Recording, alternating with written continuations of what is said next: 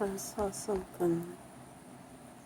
Oh, I'm still sick, but kind of laughed. I always, when I was a kid, some of these shows, it would say, this show is fiction and not based on actual people. And, it would say that at the end of movies and stuff. I always wondered why some shows had it, because to me it didn't make sense. It's, they didn't have it like before sitcoms and things like that.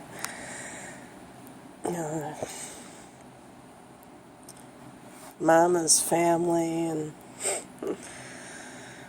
the Cosby Show, they didn't have this disclaimer, but at the time I didn't realize it was just legalese, that they were ripping off a real story or whatever to make their show. And I just saw a beginning of a SVU. Excuse me, take a sip of grape juice. And it said, even though this is inspired by real events, blah blah blah, the show is fictional, which I thought was kind of funny that they actually, my co-host is not feeling it today. But yeah, it's the same with everything. With Ginger, you're sitting on my glasses. With the news, and like they say, if it bleeds, it leads. But there was one other thing with some of these crime channels, which I know I'm a hypocrite for watching them, I guess. But some of them have a lot of comments that, oh, it's so great that you have,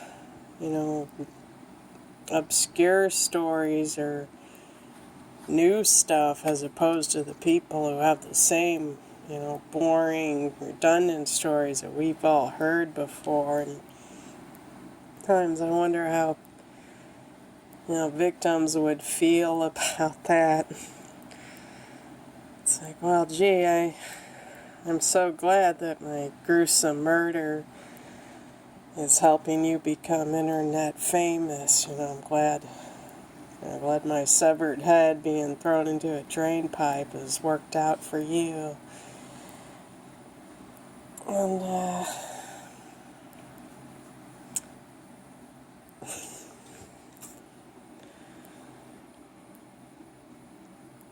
I was going to go somewhere else with that, but now I forgot what I was going to say. Nah, I better cut it. If I think of it later, I'll surely make another video.